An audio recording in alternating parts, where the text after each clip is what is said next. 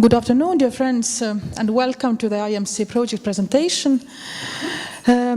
According to little technical things, we have changed a little bit the order of the presenters. So the first will be Argentina.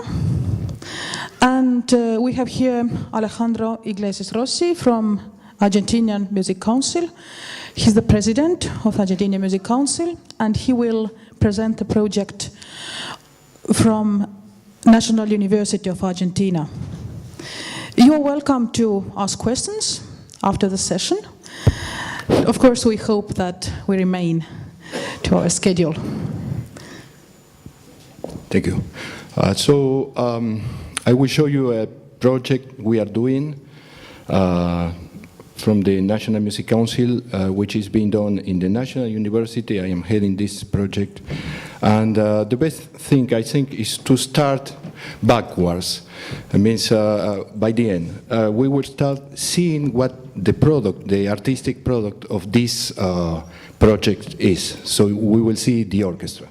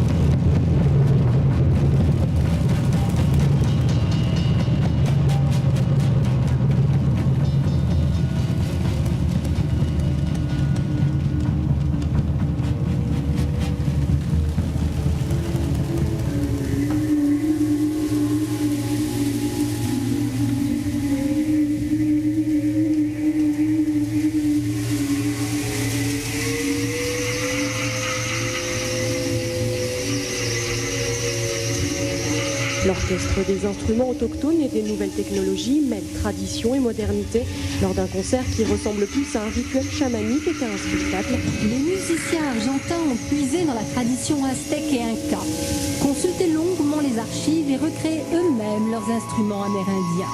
Une vraie réflexion sur le concept de frontière. Un art total du corps et de l'esprit entre mémoire et création.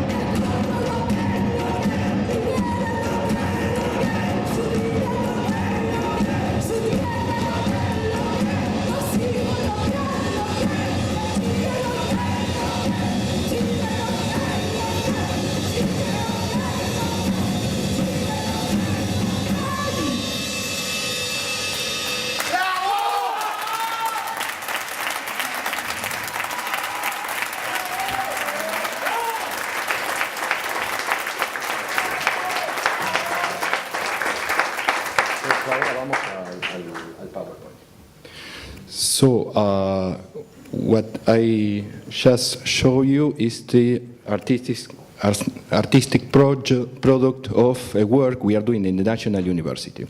We see a PowerPoint that we describe how we are working.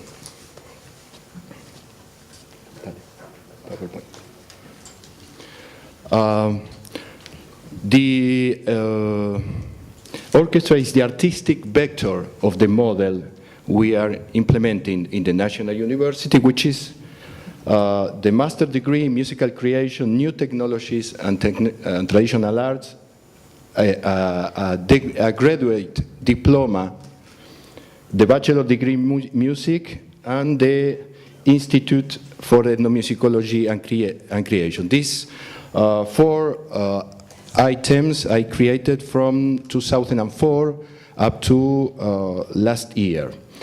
And the characteristic of the orchestra is that we work in an interdisciplinary vision, which means that it encompasses the areas of composition, performance, lutherie, and making of traditional marks. It means that to be a member of the orchestra, you have to be doing all this. And the curricula, as well in the bachelor degree, as well as the master degree, spans all these items, which means from day one, they start learning to build instruments, as well as composing for these instruments and performing for these instruments. So the members of the orchestra are composers and players of their own work, luthier of the native instruments of the Americas, and not only the ones that are still in use. We have been doing a thorough research on museums and archives and codex on instruments that have disappeared sometimes 500 or 1,000 years ago. Some of them you have seen it, very craft ones from the Aztec, Chimu, and Maya tradition. And we ask the members also to work in the mask making. The masks you have seen are also done by the members of the orchestra. One other thing that you shortly have seen is that the orchestra works very in a very precise way in physical training, which means that in one side I teach them movements that were transmitted by the spiritual masters of the America, as well as martial arts of the Far East. An example of this is the master degree, which tries to put together disciplines that basically have been dispersed because of a vision that I would call it the vision of the Industrial Revolution, which means that, for instance, in music, you have players that do not compose. The composers don't play. Nobody expects nowadays that the luthier compose or plays. At the same time, you don't expect the one who play an instrument that he or she also does the instruments. This, for us, is a very a vision that doesn't fit the historical and geographical situation that we have in Latin America. So we have decided to put them together and go back to, I would say, a cosmovision of traditional cultures, where a musician is, I could talk about the spiritual vision of the Andes or the Amazonas or the Valley of Mexico. The musician is also a spiritual master, is also the one who gets the visions and is a healer too. And of course, he or she does his or her instruments, because these instruments have been, as the masters of the Americas call, have been done by their inner power.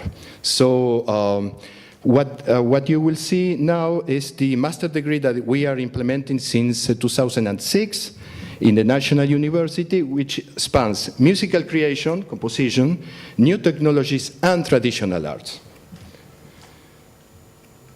And it was taken, it was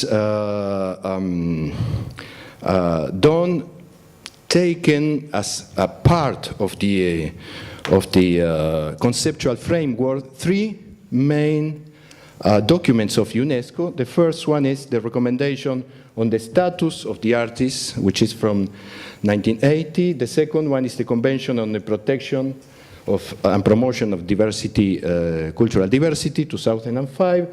And the last one is the Venezia Declaration that were done by artists as well as Nobel Prizes in '86, which is an extraordinary declaration because it talks about the boundaries between traditional knowledge, science, and art. It's probably the most advanced view that I have read from international organisms.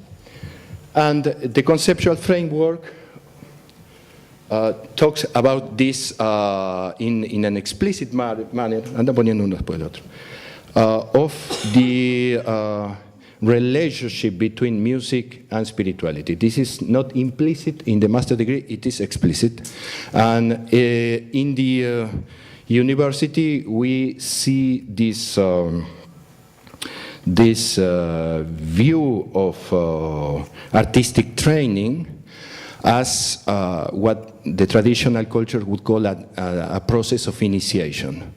The main aim of this master degree, as well as the bachelor degree and the other items I showed you before, is the transformational process of the person, more than to learn to have a membership in a discipline. So some of the curriculums,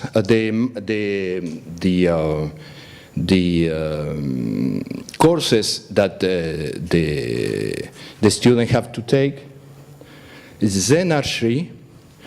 In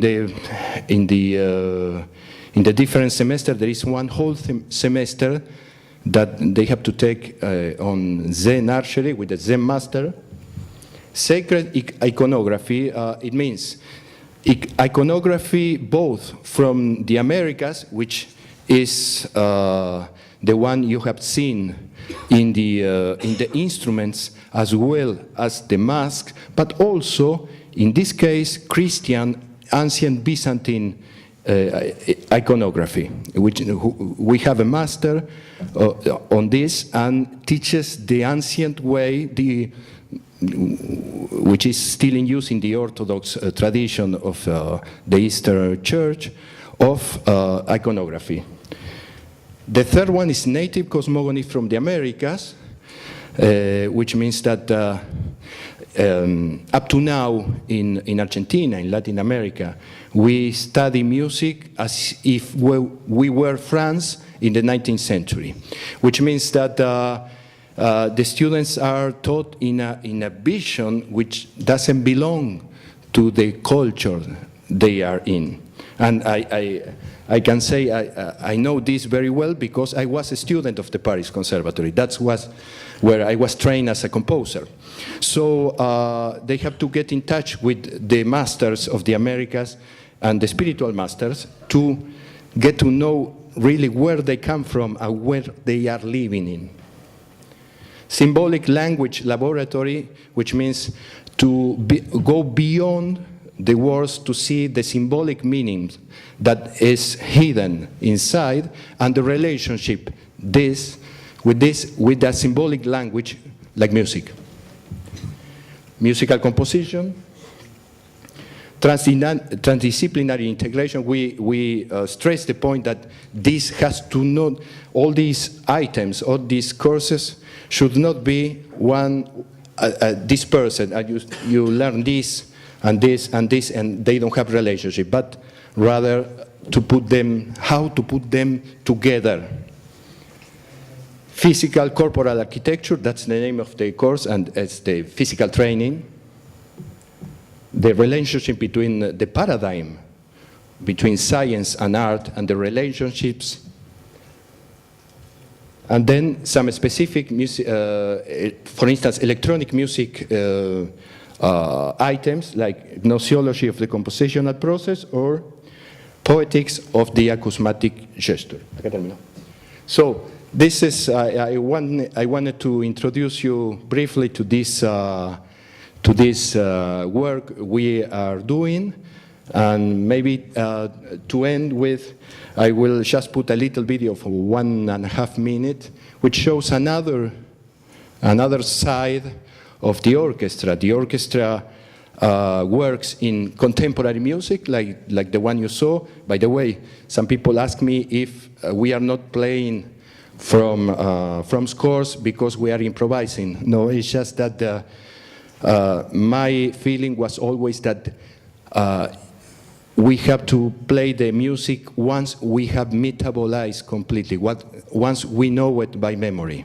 So the pieces you heard just before, one by myself, another one for Sergio Ortega, were written, but the orchestra knows them by heart, and that's the moment they played.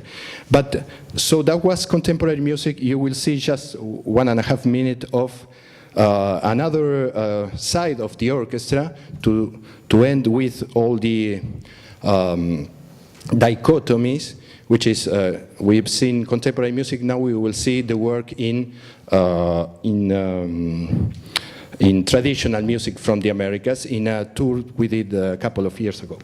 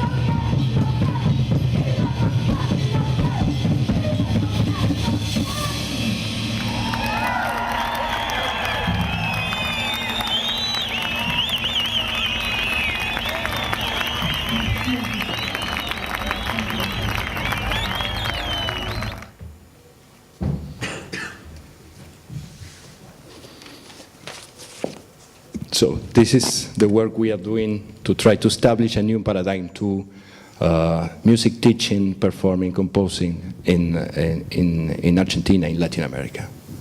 Thank you.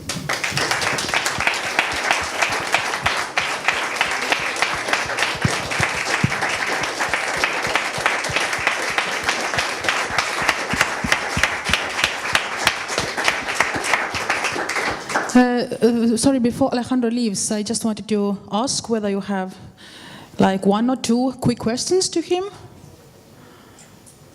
No questions. Thank you. It means everything was very clear. Our next presenter is Keith Beattie, Education Officer of Scottish Music Centre, and he will give a short overview of the youth projects of that music centre. Before I get to say anything, it will be to introduce the best dressed man in Scotland, which is Ian Smith from Creative Scotland. He's going to speak a little bit about YMI, which is the Youth Music Initiative.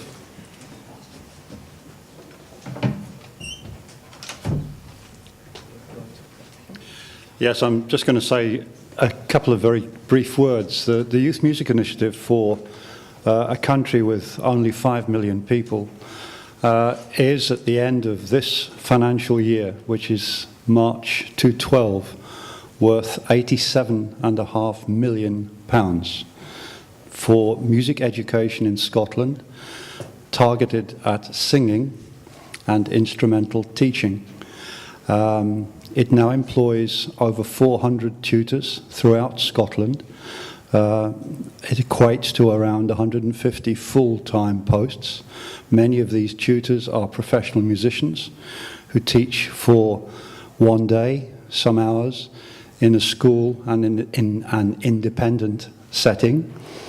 The program started in 2003 for 3 years with our then new Scottish government,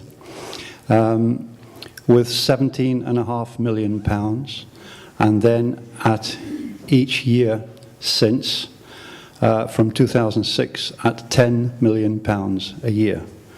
And we heard only last week, when the Scottish Parliament announced its budget for the next 3 years, that the Youth Music Initiative will continue for another 3 years. So we're very proud of this program. We heard yesterday about the program in Australia. There are other complementary programs. I'm not going to say this one's the best, but it's a very good one, and we're very proud of it. And 2 of the presentations this afternoon are funded through the Youth Music Initiative program, and you can find all details on the Creative Scotland website, which is easy to find, creativescotland.com. Thank you. Keith. Thanks a lot, Ian. So just to begin, my name is Keith Beattie and I work for the Scottish Music Centre in Glasgow. How was that? Did we get all that? Yeah? Just, I know it's a very tricky accent. All right, so I've worked there for about 4 or 5 years as the education officer, and I've been lucky enough to love my job, absolutely love my job. Get to work with young people, and it's incredible.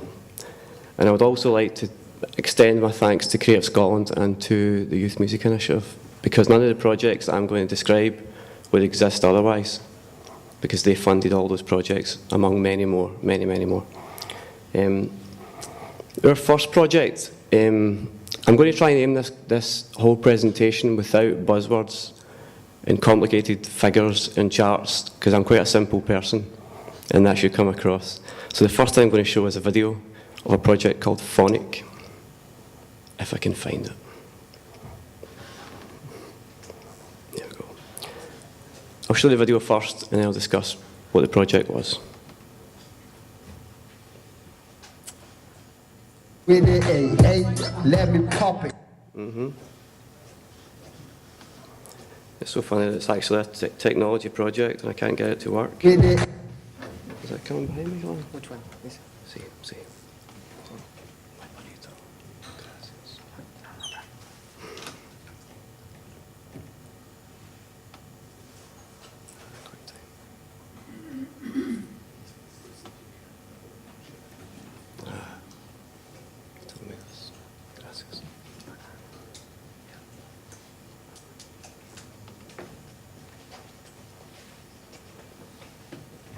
with it, hey, let me pop it.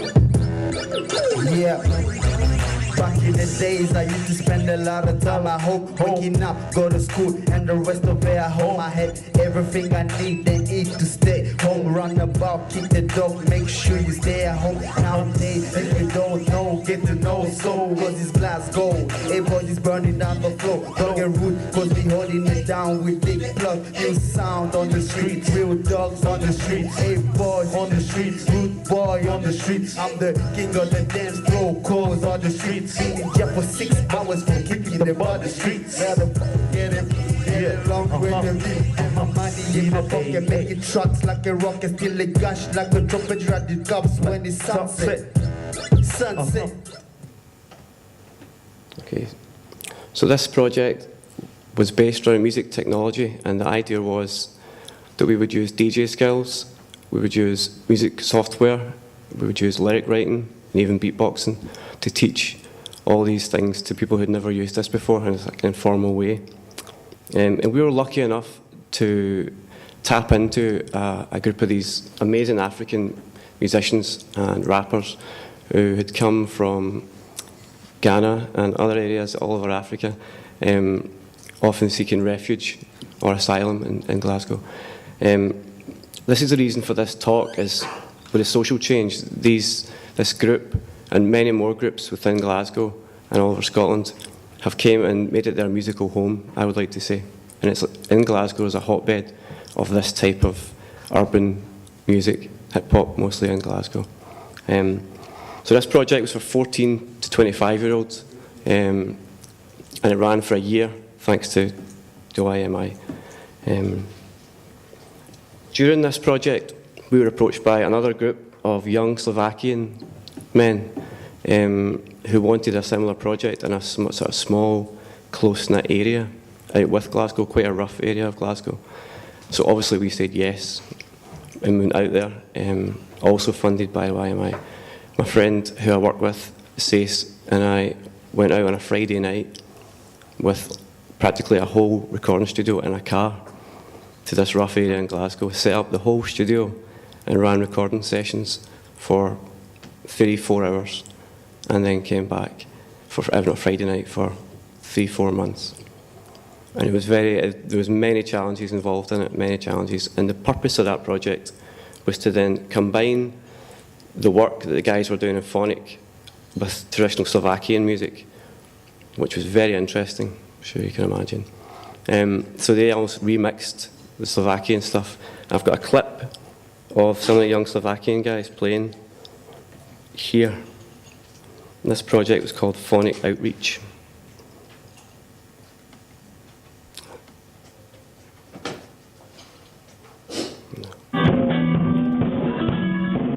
Sorry. Oh, well, good. Is it option coming? Yes, thanks. Sorry.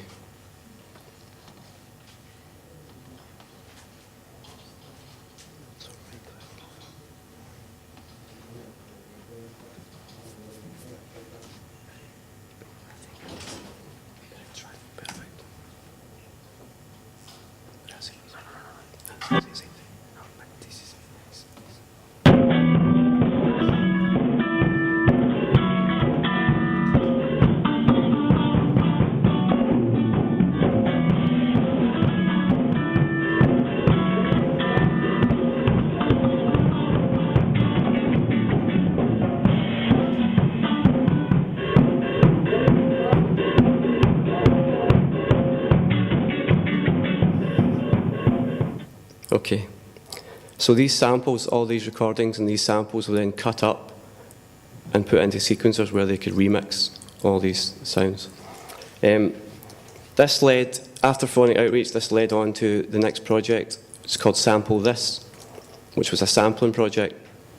One of the things I've noticed in formal music and working in youth music for the last so many years was that even though you could sit any of the guys down in front of a laptop or a computer, they could create music, no bother. However, often what you find is the preset sounds will be used and overused and overused, or there's no sort of music theory there. There's no idea on theory and what chords are being used and structure of chords. And this is something that I wanted to target, and we decided to target it in a sort of sneaky way, make it a way in. So we didn't say we're going to teach you musical theory. We said we're going to do some sampling. But we did drums. We taught instrumental lessons on drums, bass guitar, guitar, piano, and beatboxing. And if you break all those things down, you've got the rhythm and timing from the drums, you've got roots and chords from the bass, you've got the keyboard melodies, and you've got the guitar, which chords as well, how these things are structured. And what we did was we recorded all the takes of these people learning. As they were learning it, we recorded it all, and then allowed them to cut all these things. So say they only learned two chords on the guitar, we would then cut that up and loop it and loop it and loop it. Which means then when they were using the software, they had their own loops to use and playback rather than just using presets. Same for drum loops, you could just cut the drum loops and pop snares and bass drums in all over. And I'll show you a clip. It's actually a clip, it's not a clip of them making the music, it's a clip of Steve, who's one of the people on the project playing drums, but he's going to tell a part of the story of the things he's learned here. So.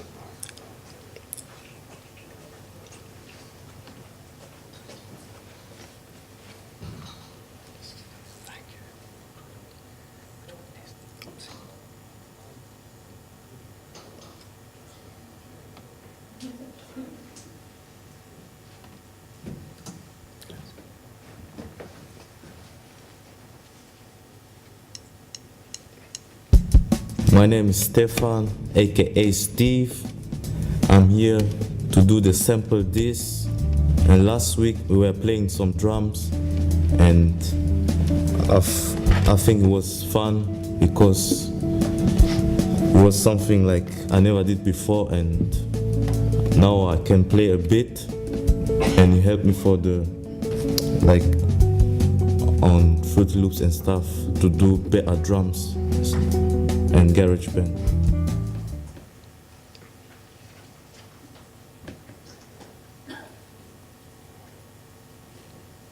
Okay, dope. Yeah. So that was Sample This.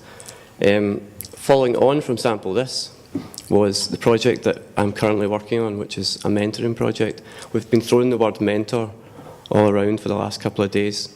But this is the way we're doing a mentoring project, is that we're using industry professionals, so people who work in the industry. So for example, if you want to run a label, or you want to work on an orchestra, or you want any aspect of the music industry, we all know through school, careers advice at school, personally anyway, for careers advice, it was always, I want to be a musician, and it's like, are you sure? Or like, they don't really know how to guide you in that career because it's so tricky.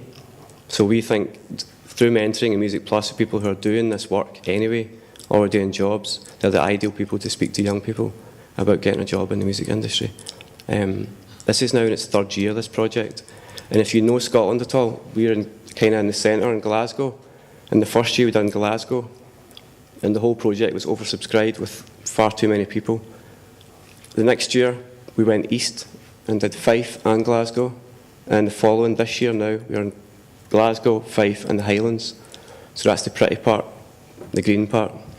So it's in its third year, and we're hoping this is going to become a national project, so the whole of Scotland will be covered, so we can mentor young people into these jobs.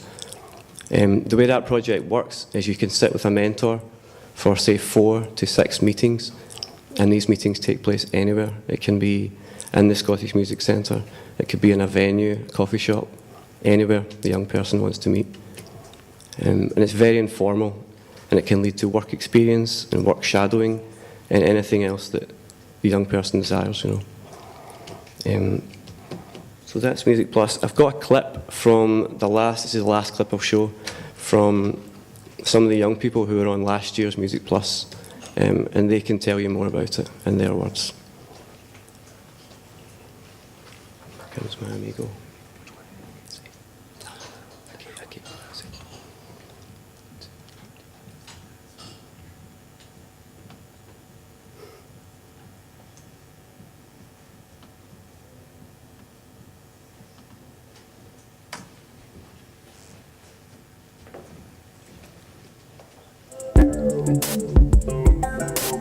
A mentoring program where you get mentored for 4 to 6 months, where people who are looking to work in the music industry or make a living out of music get a chance to kind of talk to music professionals. Music Plus it's a support network, to be honest, is what I found it being.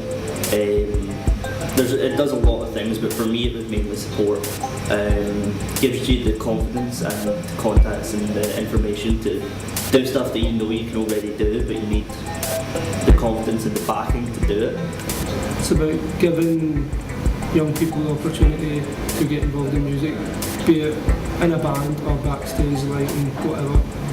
Just to give them a mentoring, telling them what to do, how to go about it. It was totally different. I didn't expect it to be like a one-to-one sort of meeting with somebody sort of thing. So I think what Patrick said there is exactly the guy with the blue hoodie had said, that it's backstage or on stage or any lighting engineers or anything that requires to work in the music industry. So there's no point looking at what we've done and what we're doing without looking at the future for the Scottish Music Centre and for our projects.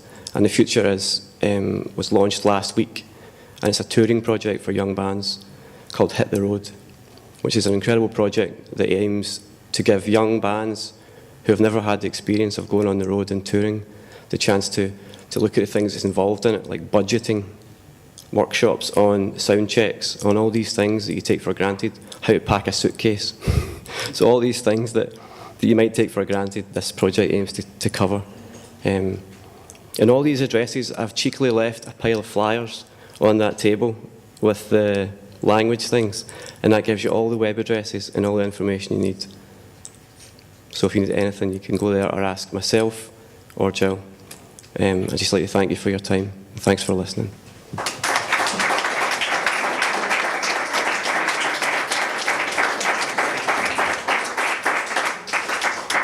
If there are any questions, you could ask away now if you want.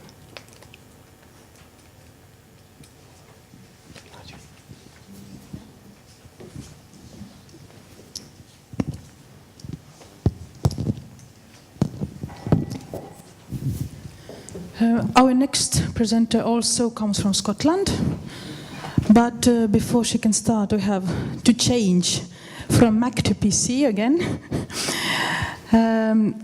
Carol Main is the director of Live Music Now of Scotland, and she'll present the wonderful projects, what they are doing with music and people.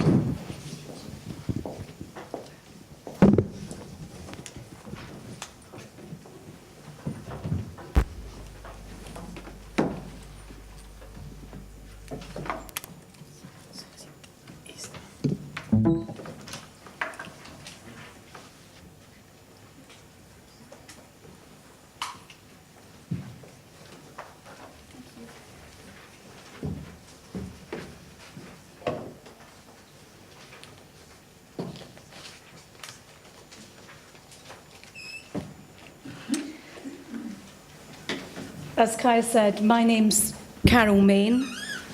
I'm going to get the microphone in the right place.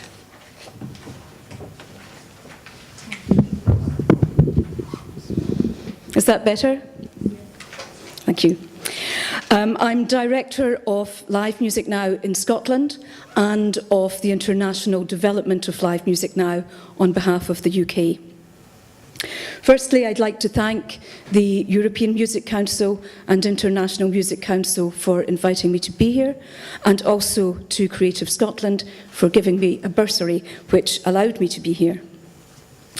I'm not going to do anything technical. I did have some other photographs and so on and sound clips, but I decided we'd just have one. You're going to get that same photograph throughout the presentation, so you've got something else to look at, as well as myself, and they are 4 lovely young men. What I have done is gone a bit old-fashioned and prepared a handout. Used a photocopier and everything. So you will have something to take away or to read while I'm talking. What I plan to do is to expand on some of the points which are in the handout as we go, and we'll see how far we get in 10 minutes. I can't see the clock from here, so I'm sure I'll get a cue if I'm talking too long. Firstly, I'd like to introduce Live Music Now. It has two main aims.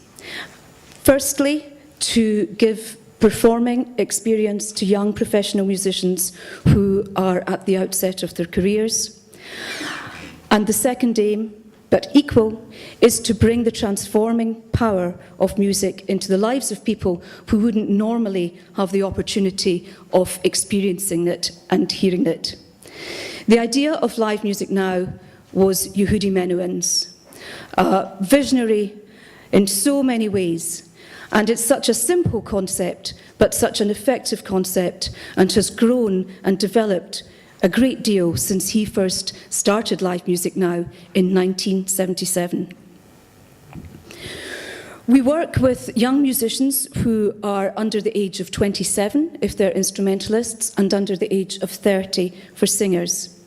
And they are specially recruited and auditioned, and they're selected not just for their musical skills, which have to be outstanding, but also for the kinds of personalities they have, so that they're able to communicate and engage with a very wide range of different people, of different skills, different backgrounds, different abilities.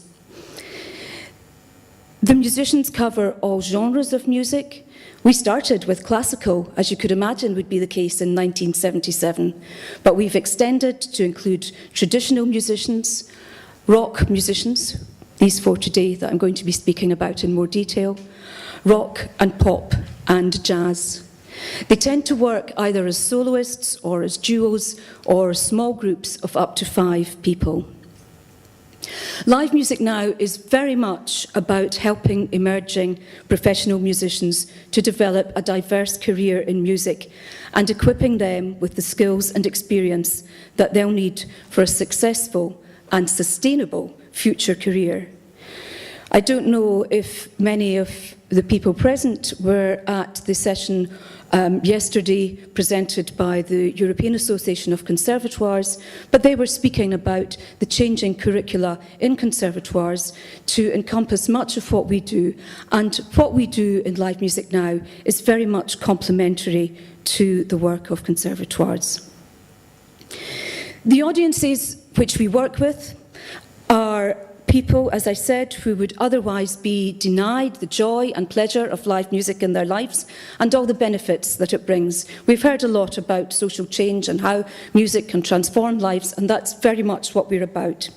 So the audiences may include children with special educational needs, often blind and with visual problems. We've done a project recently with children who are deaf, autistic, and have communication disorders. A lot of work with children with social, emotional and behavioural difficulties, learning disabilities and physical disabilities. We also work with older people in day and residential care, people who are terminally ill in hospice, and young offenders. The musicians that we use get paid for this work, so they are getting professional fees for it. We also do some public performances in supporting the National Museums of Scotland and the National Galleries of Scotland in their own education and outreach programmes. So we try to give the musicians a range of different audiences to help them build their skills, particularly in communication and flexibility. We give about 380 performances each year in Scotland, using about 80 musicians, and there are about 2,500 given throughout the UK. Our international branches are in Germany and Austria, where they're very well established, and more recently, with support from Live Music Now Scotland, we've established new branches in the Netherlands and Denmark. So fostering a love of music is just one project in a portfolio of work. It's an initiative which came about through partnership working. Partnership working is really important to us. And we are working in partnership with the City of Edinburgh Council. Edinburgh is, of course, Scotland's capital city. So the Children and Families Unit of the Council wanted to work with a new family-based care team whose role is to support foster families, and they realised that music was an ideal way to bring foster families, carers and children together. What is interesting is that it's the Education Department, which has music as its responsibility, and Social Work Department, which has the care and welfare of children in foster care as its responsibility. These two departments are working together. The Council was keen to use musicians who could relate very readily to the children involved, and that's why we selected this four-piece rock band, whose name is Miniature Dinosaurs. They are, as you can see, young, very personable young men, and they are excellent role models for the children that we were going to be working with, which is 11 to 13 years old. The first project that they did involved both adults and children, and that was extremely challenging for Miniature Dinosaurs, as you can read in the report that they've given. They did, however, rise to these challenges, and the council officials were very, very pleased with the outcomes.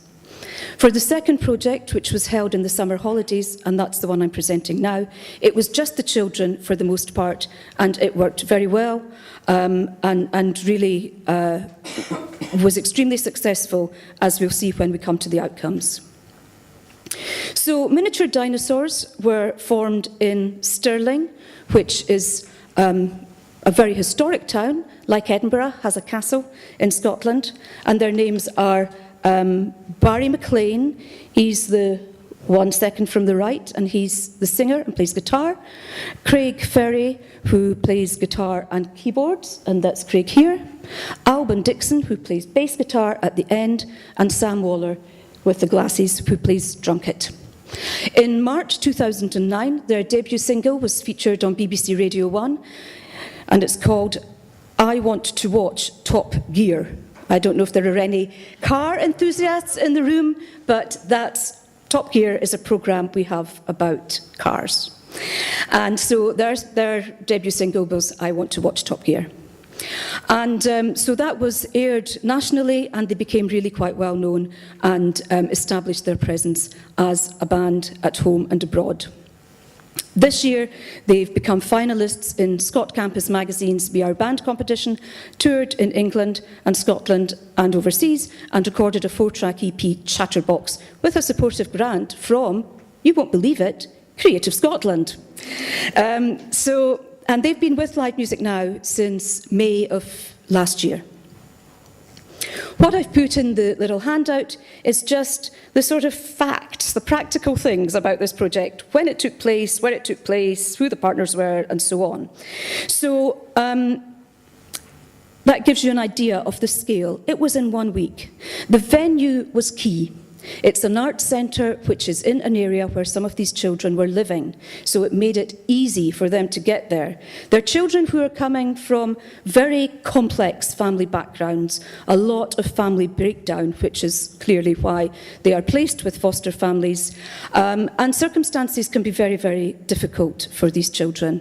There is likely to be different forms of abuse in their biological home, alcohol, violence, drugs, probably crime, prison, multiple partners, very extended families. So things that make life very unsettling and insecure for young children. I spoke about the partners, and I'll give a little bit more information later about the Youth Music Initiative that we've heard something about, and Creative Scotland. The carers of the children were also involved, less so this time than the first time, but they were part of it in the background and also at the final performance. The outcomes for the kids, the kind of things they say is, it made me feel awesome. It made me feel brave. So it's about some of these things we've heard about giving people confidence and self-esteem through music. A weekend to remember, something we have never done before. We shared it together. Can we come again? So there's an appetite there, a demand for this kind of work. This weekend was fabulous. Wayne and Dean really had a blast. I now have both boys bending my ear to get them a set of drums and a guitar. The fact that the boys haven't had this kind of opportunity before and really got into it. I saw Wayne just glow at the writing part. He just took the pen, started writing with so many ideas. So it's really encouraging the children's creativity. For the professional development of the musicians, our 4 young men, it gave them a week of paid work. It challenged their own perceptions of what they are capable of achieving, so stretching them all the time in ways that they can then take into their other work. These musicians had already experienced working with children in special needs. In fact, they delivered, I think, 2 or maybe 3 projects at our National School for Deaf Children, which was extremely challenging. But they wanted to develop their skills further in working interactively with looked after children. Other ways that it gives the musicians confidence, Barry said to me, he said, you know, I don't feel nervous anymore doing radio interviews because I'm communicating so often with people in my live music now work. So it's giving them confidence not just in playing, but in other skills that they will need to be successful musicians in the future. Most importantly, what this does is it helps musicians put the focus on their audience rather than themselves. It's very outward looking, and music has got to be about communication. If it's not about communication, I don't know what it is about. And you can't have communication if you just have musicians. You have to have an audience. And live music now, and in particular this very challenging work, is putting the focus on the participants who are the audience. For the local authority, what was very important about this project was that it was learning, but not teacher-based learning. It's learning being delivered by professional musicians, which makes a key and very important difference to what they are offering children. Miniature dinosaurs are not first and foremost teachers, which meant that it was a very fundamentally different experience for the children. It's also value for money for the local authority, which we're very happy to see is leading to renewed funding. I have a quote from the Principal Officer for Arts and Learning, who says, "Fostering a love of music has been one of the most rewarding projects I have worked on. From the initial idea, a strong partnership has developed between Arts and Learning, children and families, and our colleagues in the New Opportunities Fostering team. Live Music Now have brought great skill and sensitivity to the project. Our plans continue to grow, and we intend developing the work over the next year with our foster families in Edinburgh." The cost of the project was £2,500, so not very many more euros. So it's very, very cost effective. And it feeds into Creative Scotland's vision. Creative Scotland is the national body for the arts, screen and creative industries in Scotland. And their job, as they see it, is to help Scotland's creativity shine at home and abroad. And the ambition for Creative Scotland is to see Scotland as one of the world's most creative nations by the year 2020. Their objectives are to invest in talent, quality artistic production, audiences' access and participation, the cultural economy, places and their contribution to a Creative Scotland. And we feel that our project pretty much ticks all these boxes. The cross-cutting themes of these objectives are education and a commitment to a generational change in cultural opportunity, international partnership to reflect Scotland's global outlook, and equalities in all areas of the organisation's work. So the Youth Music Initiative, which is part of Creative Scotland and has funded the previous project and this one, it forms a very important part of a portfolio of policy and practice interventions that aim to improve access to and engagement with the arts and creative industries. The YMI programme has 3 specific aims: provision of high-quality music-making programmes, particularly for young people who would not normally access music activities, developing a national infrastructure for the youth music sector, supporting and developing the workforce. So for Creative Scotland, we've fulfilled what that's about. I'll just give some of the outcomes for us, and then I'll wind up because pretty much everything else is on the page. But for Live Music Now Scotland, this project, Fostering a Love of Music, completely hits our core aims. It provides a model which can easily be replicated throughout other local authorities in Scotland, as well as through other branches of Live Music Now. It's an affordable project. It supports Live Music Now Scotland's business plan objectives of working in partnership with local authorities so that we as an organisation can continue to exist with diverse funding bases, leading to increased sustainability in uncertain times. Relationships were built with the children and families and the staff across education and social work departments. Most importantly of all, the whole thing was a lot of fun and we really enjoyed it. You'll see the breakdown of the workshops, so that gives you an idea of what actually happened on a day-to-day basis, and you'll also see miniature dinosaurs report. All our musicians have to report on what they do, otherwise they don't get paid. And then you can see at the very end the lyrics that the children came up with as part of the creative process. Thank you very much for listening, and I'm very happy to answer any questions either just now or later. Thank you.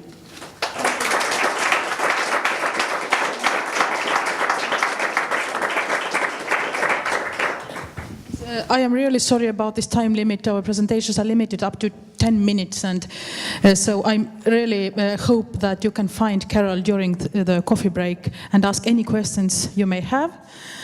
Our next presenter is Madli, who is Program Manager of Tallinn Cultural Capital 2011, and she will present the project Drum It about youth drum orchestra.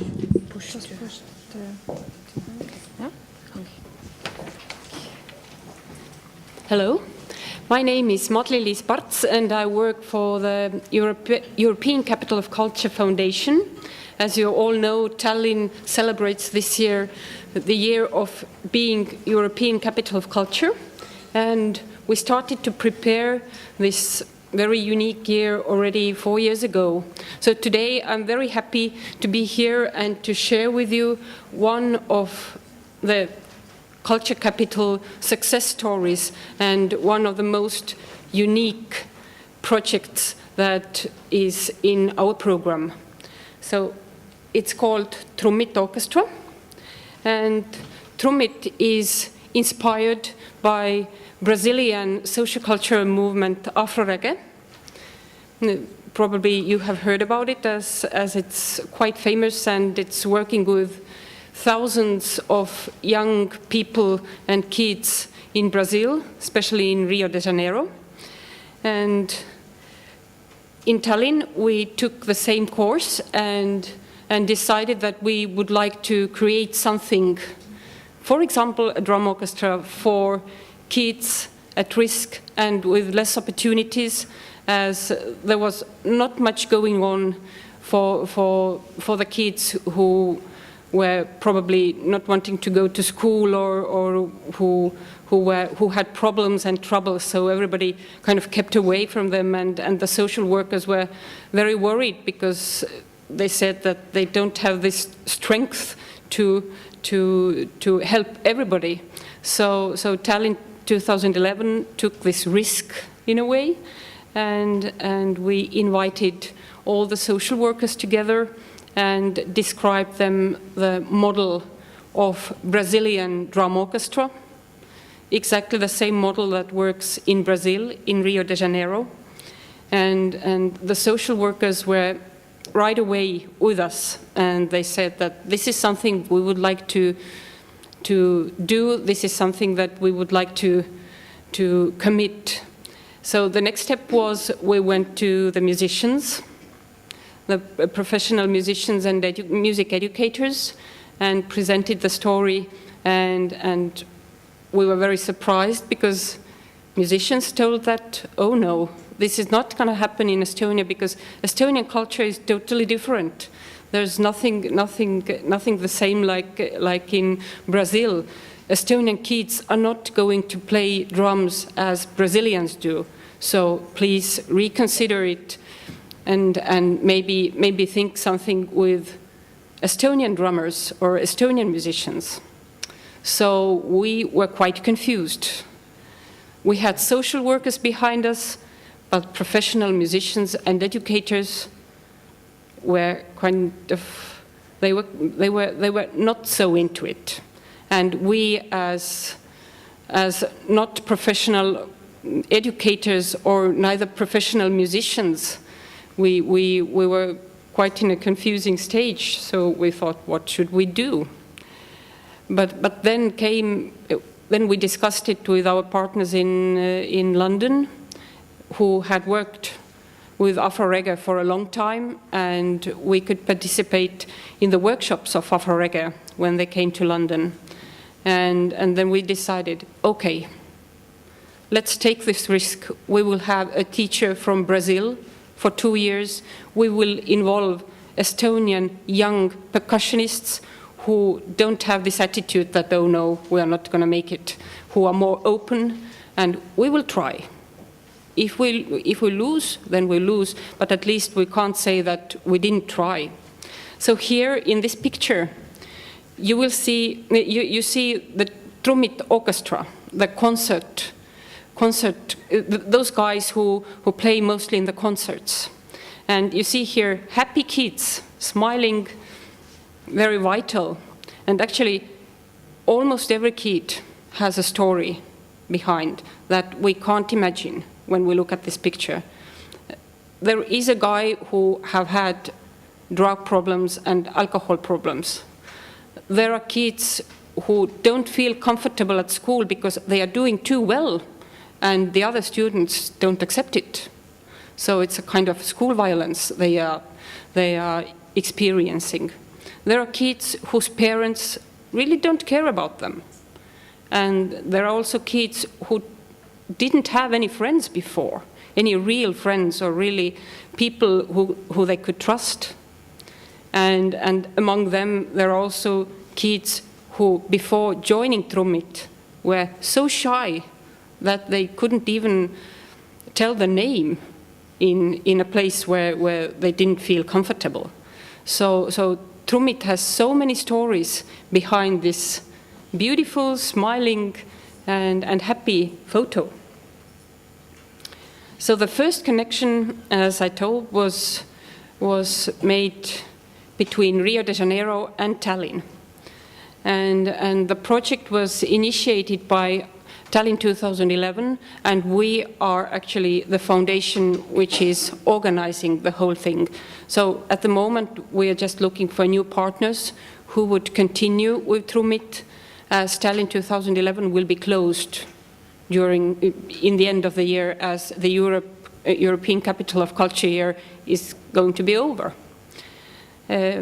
For us and for everybody, it was absolutely new international social-cultural movement because no one had worked with music and with people from some other countries than Estonia. So for everybody, it was absolutely new experience.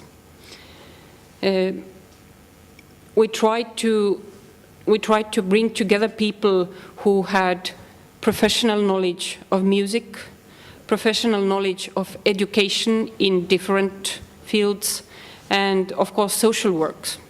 So first, as I told, it was quite difficult, but today it is normal. Our music educators, then young musicians and social workers have created a very strong network. And for example, if we disappear, we know that those people who are involved in Trummit, they will continue working with this band, even without us.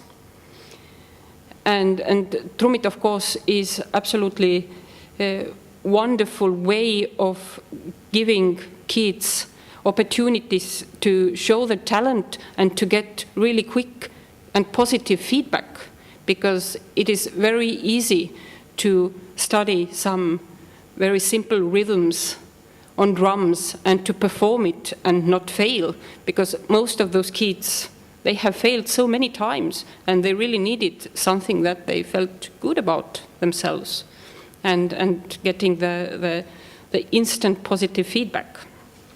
And Trummit is also about integration and bonding. In Estonia, it's very important to talk about those things, as in social work. We discovered that Estonian-speaking kids and Russian-speaking kids, they don't communicate at all. And it came out even that most of Russian-speaking kids that we were working with, they didn't speak Estonian at all. And our teacher, who comes from Rio de Janeiro, he speaks Portuguese. So you can imagine Portuguese, some English, Estonian, and Russian. And today, many kids started to learn Portuguese language because of our inspiring teacher. Both Russian-speaking kids and Estonian-speaking kids, they can communicate in English pretty good, so everybody understands everybody. Although I remember the first training lessons we had, our teacher was confused, kids were confused, then they started just to play drums and everything worked out. So it has been wonderful integration project for the kids, and they have learned languages they probably never have learned otherwise, or at least getting better in those languages. As I mentioned, for Tallinn 2011 Foundation, one of the most important things was to create a steady group or steady groups of drummers, and the other one is to create a network of friends, because the orchestra should continue after we disappear. So our network of friends is Afro-Reggae movement. From them we can always ask some advice if we need, or we can plan projects together. Then our closest friends are all kind of social work organizations that work with social workers. So it means that we work with Tallinn City Youth Work Center. It has 15 different centers all around Tallinn. Then Tallinn Center for Kids at Risk.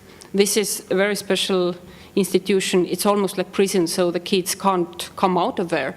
But we go to have training lessons in this center. So we have a small group in this Tallinn Center for Kids at Risk.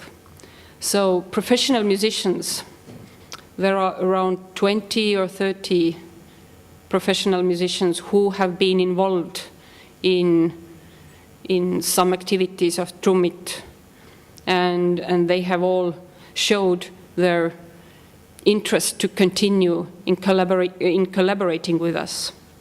And what we also consider a big success is the involvement of culture organizations from all over Estonia. It means that our Trummit orchestras have performed probably almost in every festival, at least in music festivals, but also in film festivals and all kind of different culture-related festivals all over Estonia. Last year, our orchestra had around 70 concerts. It was in Estonia and also in Latvia and in Finland. And this year we have had even more concerts, and there will be some concerts. So we are like, if we were like adult people or grown-ups, we could have a tour like rock stars, touring all the year round, not going home and staying only in the hotels and having fun, because we are asked to play so many times, and organizations who have had us once, they always invite us back. And one very important partner who should be mentioned is Estonian Pack Cycling. This is the organization that gives us drums, as we use original Brazilian drums, but we use also barrels and canisters. So they are very important partners of ours, and they also very friendly to us. So always when they find something interesting, they call us and say, "Oh, we found some interesting barrels. Would you like to check them? Maybe you need them." So we have created really a strong network, and we're happy about it. Actually, all those photos have been taken during the concerts or the workshops of Trummit. So this is one of the kids who participated in the workshop. He was really small and the drum was really big. I would like to say some, or explain some numbers also that are mainly about this year, because last year it was like a preparational year, and now we are really active. At the moment we have 8 percussion orchestras throughout Tallinn. Our goal was to start 1 or 2. Now it's like it has spread like a disease throughout Tallinn. We have 1 teacher. Actually, our teacher is sitting there in the corner, Francois. And Francois has also some assistants, because as there are so many groups and we are doing so many workshops, he can't do alone. He needs some help. So some of the Trummit kids have been studying with Francois, and Francois has taught them a little bit more than just playing. And our Trummit kids are also able to lead workshops. Trummit involves mainly kids or young people from 12 to 26. But there have been also younger kids, and there are some people who are older. Okay, right there. And as she said that I have to finish, I just mentioned that we have had more than 1,000 people participating in Trummit actions, and I think regarding Estonia, it's quite a big number. So we couldn't talk about the regular activities we do, but if you have any questions, then I'm more than happy to answer or to tell you privately. So thank you for everything.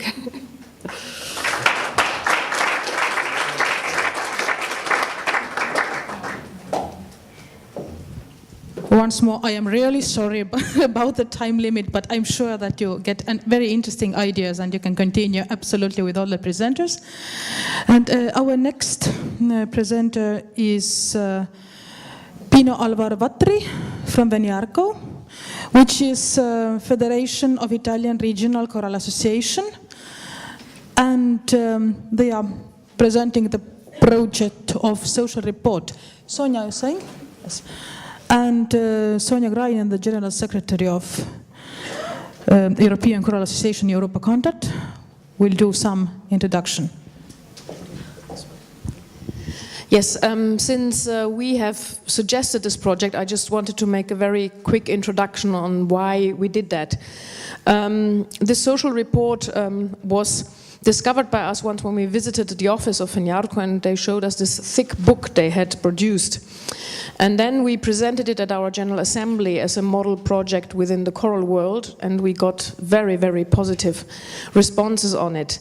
And you will see, I think, when you see the project presentation, why, because it's a fantastic documentation on choral life in Italy, and it's something we would all love to have in our office about our own association, so we can go to ministries and people we want to cooperate with and put the thick book on the table and say, this is who we are. A visiting card in a quite impressive format. The second thing why we liked it was that it's funded by the Ministry of Social Affairs, and we've been trying to tell our membership that we must not only look for funding in the Ministries of Culture and Education, but we must think about the effects of music and singing on the social life and on the health, etc., and approach the Ministries of Health, of Social Affairs, of Work, etc. You have heard that a few times today, but we think this is also a reason why it's a model project. You will also see that there was a lot of work involved, And you need extra personnel to do that, but this personnel was paid by the Ministry of Social Affairs. And once you have done this incredible job, it's a very, very useful tool. So I hope you will get inspired.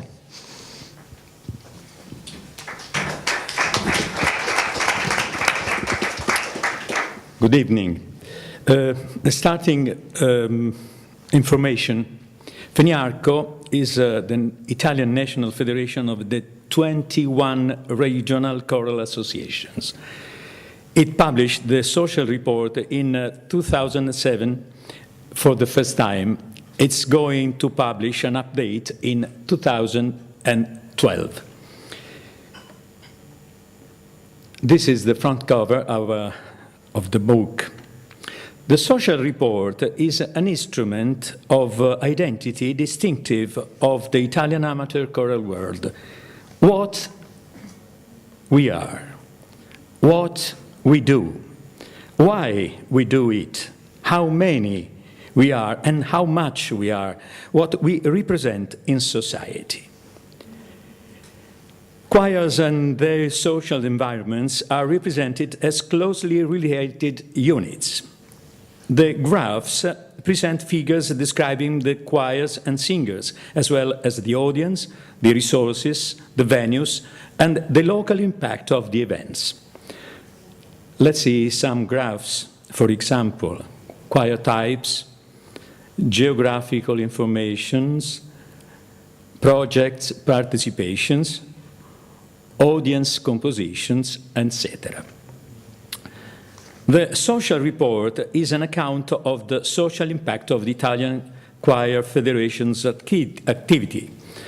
Since FENIARCO is a no-profit organization, it's important to make sure it stays consistent to its mission by regularly asking the following questions. What does it do? What is its action for? Are its activities useful? Who is it working for? Here is the profile of FENIARCO and a view of San Vito al Tagliamento, the town where FENIARCO is based. The social report is an instrument of identity as to its contents, as to its method, which we hope could inspire other associations. Let's have a look at the contents. The report consists of 7 parts: administration, concerts, courses and seminars, publications, projects, contests, symposia, budget, choir review.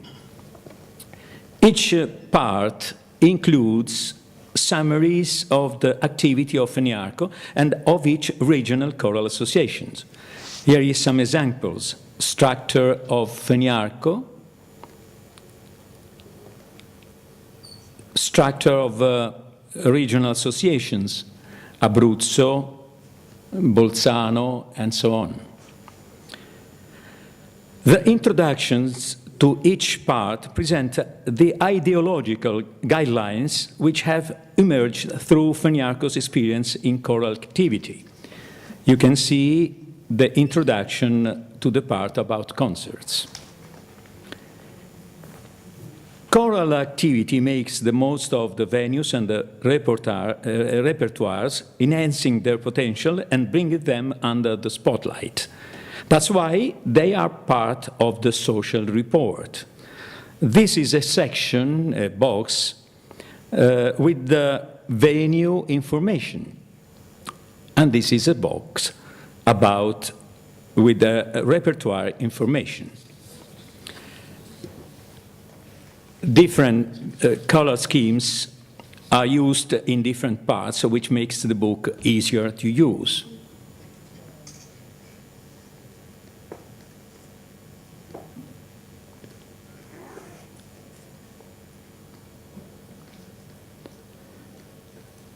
A few meaningful pictures are also published in the report. Festival di Primavera, Spring Festival, in Montecatini, Tuscany, for school choirs. Alpe Adria Cantat, International Singing Week in Lignano. And a traditional Italian male choir. And now let's have a look at the method that marks the identity of Feniarco and, of course, of the Italian amateur choral world. Feniarco relates to the regional choral associations.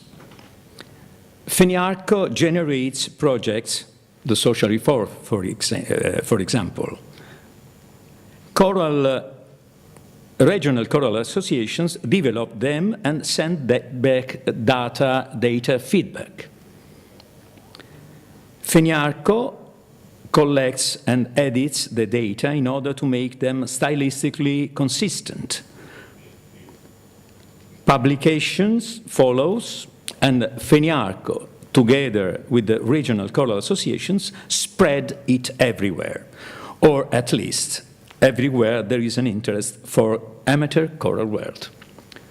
And that's all. Thank you for your attention.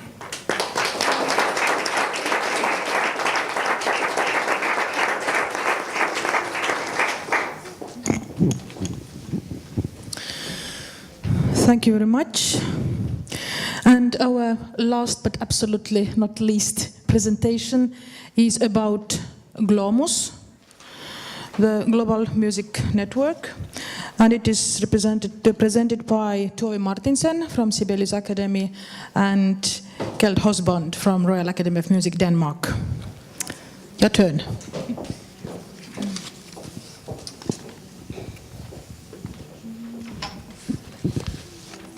Okay. Hello, friends. I'm sure you're pretty tired and exhausted at this point, so we'll try to be as quick as possible. And we would like to tell you a little bit about an initiative called the GLOMUS Network, which has been going on for some years. And it's a network for conservatoires or the like. And originally it was an idea coming up that in Finland, the Sibelius, they had some friends in the southern hemisphere.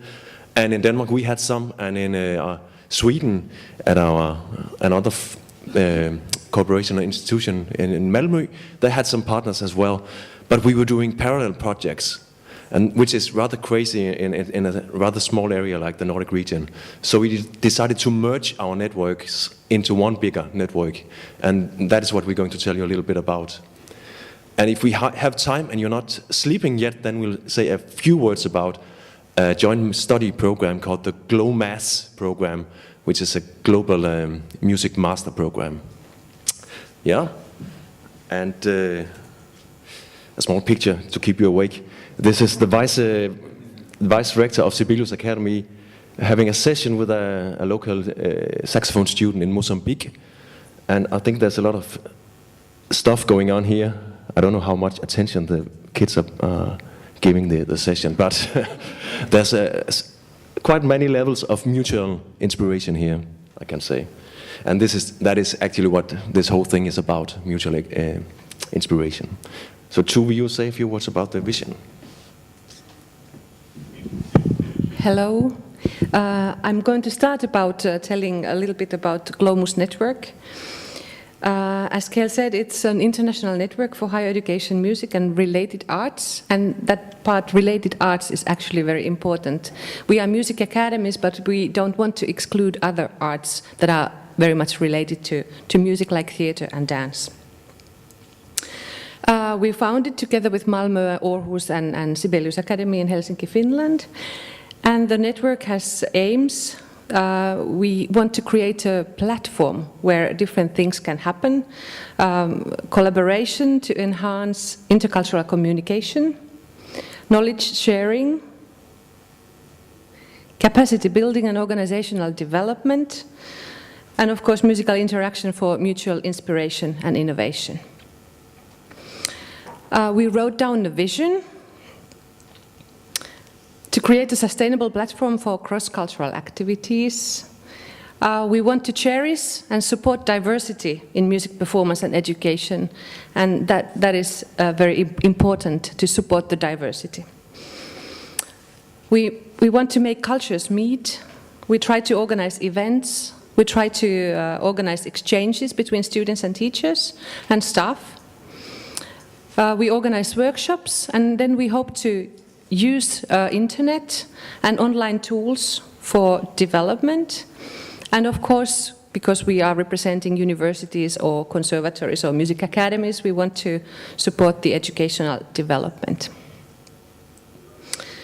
And the idea is, of course, to increase the level and quality, all kinds of music, but especially then the global music in the Nordic music academies. As Keld said, that we have established also a joint study program on master's level in the field of global music. And then it is very important to also have a focus in research in this field. Here's the list of the members of the network. We have members from Arabic world, from Syria. We have South Africa, Cape Town, University of Cape Town. We have 2 Ghanaian universities, Cape Coast and University of Ghana in Accra. We have in Western Africa, Mozambique, Eastern, and Western Mali. We have friends in Palestine, Tanzania, Egypt, and then Afghanistan. We have also some American institutions interested in, and last time we organized a camp. We had friends from Austin, Texas. And then these 3 Nordic academies that have joined the forces to establish this network. Here are listed the activities of the network. As said, we have organized camps. We have had 2 camps so far. Keld is going to say some more words about that. Networking is very important. We want to together find out what are the mutual benefits, what are the ideas and thoughts we want to develop together.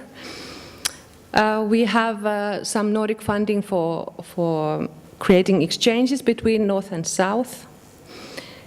Distance learning possibilities are very important, and we want to work even more in that field in the future. Sharing performance possibilities, sharing knowledge, focusing to curriculum development, using different methods like creative benchmarking. We have tried to use that as well. In order to work in the field of capacity building and also to focus on organizational development. And then we hope to find also links for the related research project and inform about them also on our webpage. And here's the address of the webpage. You might take a look at that later on. And now, Keld. Yes, you're just about to sleep, but 4 minutes more, because I'll say a few words about the flagship activity of the network, which is a biannual camp where we make all the partners meet for like a week or 10 days and to perform and to do a lot of stuff together. The first camp was in Mozambique in 9 with 35 participants, and an amazing week in Ilha de Mozambique, which is a fantastic place, and also in Maputo, the capital. Some local dancers from Ilha de Mozambique. This is a nice picture. I like this because this is a master in the timbila tradition in Mozambique. And when he entered the rehearsing room, he brought his timbila, and then he said, "Okay, are we going to play in African or European tuning?" And then somebody said, "Well, we don't know." And then, "Okay, European." And then he started, taking his hammer and take off some of the... and he played great. And here's another nice picture with Esam from Damascus, Syria. He's really a master in playing the oud, and a student from Aarhus, and they're having a really nice session. Okay, and then again, this year in April, we had an even bigger gathering in Ghana, and I'm really pleased to announce that we had a fantastic friend from the Musicians Union in Ghana to join our session. Diane, maybe you can comment if I'm lying, what I'm saying. This is a picture from this spring. It's outside the slave castle in Cape Coast, and it was a rather emotional evening. We had a full band playing together, like 80 people playing together, and with some nice visuals on the wall of this former slave castle, and it was really a nice thing. So what did we do? Yes, we made a lot of music. There were some presentations of local traditions, some masters telling about their local tradition, which was really inspiring for all of us. And then we had some regional workshops where people could choose which kind of tradition they would like to dig into. And then as an experiment this time, we, as I said, made everybody play together at the same time with all different styles at the same time. It was total chaos and totally beautiful. And then we made 2 concerts in Cape Coast and Accra.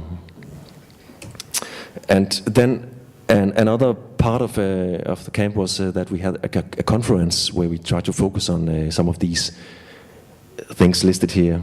We had a distance learning session directly from New York, and it went very well. And we talked a lot about intercultural and the definition of what is interculturality, and how can we use this network. And then a few words about evaluation of the camp. We had some researchers with us, and they, Eva Setter from Malmö and David Hebert from well, he's American, based in Norway. And a few quotes here. All involved students, professors, academic leaders, musicians talk about the transforming effect of the camp, thanks to the high level of the musicians and the nature of the musical meetings. The South-South dimension was important to the participants from South. One of the African professors was inspired by the Arab regional presentation and got new ideas for his compositions. And the Arab-speaking participants from Palestine and Syria had a unique opportunity to meet during the camp and did not waste a minute to play together or discuss the political situation in the part of the world through music. As one of them expressed it, music is learning.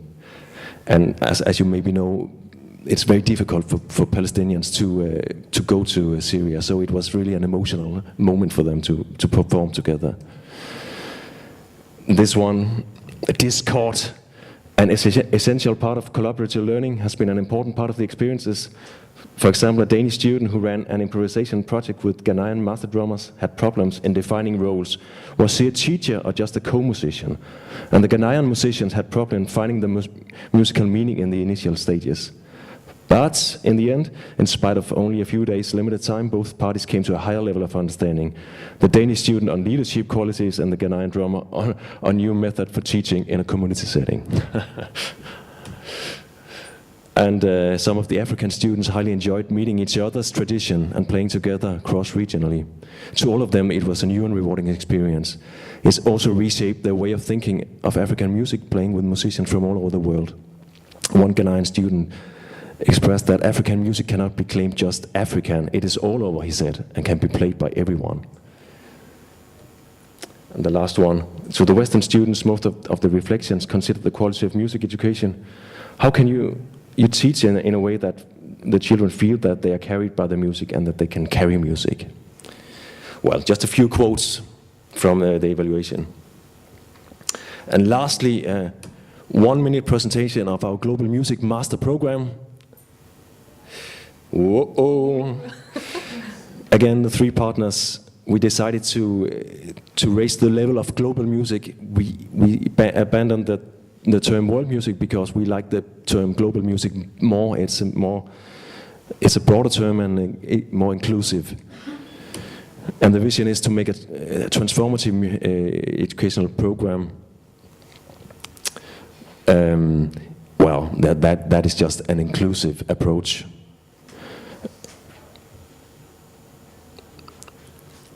You can read it if you are fast. So there are some individual specialization possibilities because we cannot provide teachers in all different fields, but the students, they started last year and now we have running the 2nd year, and they are really, really interesting students. I was very inspired by your presentation in Argentina because I think they have exactly the same mindset as your students. And we've got this bi-musical approach that you should be rooted in your own culture, and then you can adapt to another culture and make cultures meet in a more meaningful way.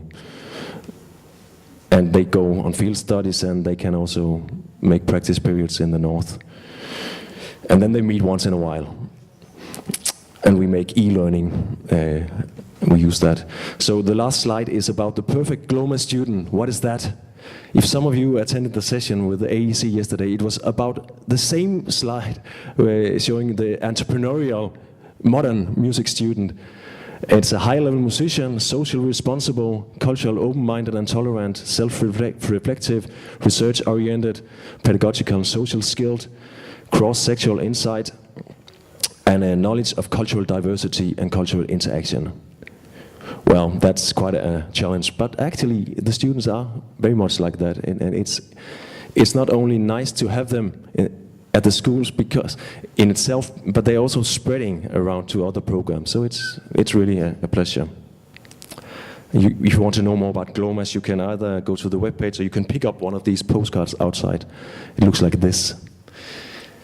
Okay. Do you want to add anything, Diane? A little. I'm happy I was able to attend the conference, and something happened. I attended the one with music education, and at that meeting I got to know that... Why don't you come up here? Yeah, you can come. I got to know that...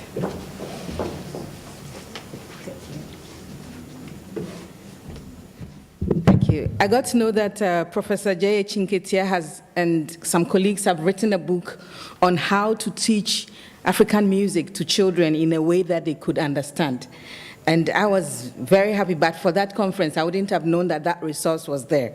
And so I picked it up and took pieces of it. And in my presentation this afternoon, I did make mention of it, and I got Josephine, the participant from Nigeria, and another participants who were all fascinated by the idea that there was such a book. I later showed it to them, and they were all impressed.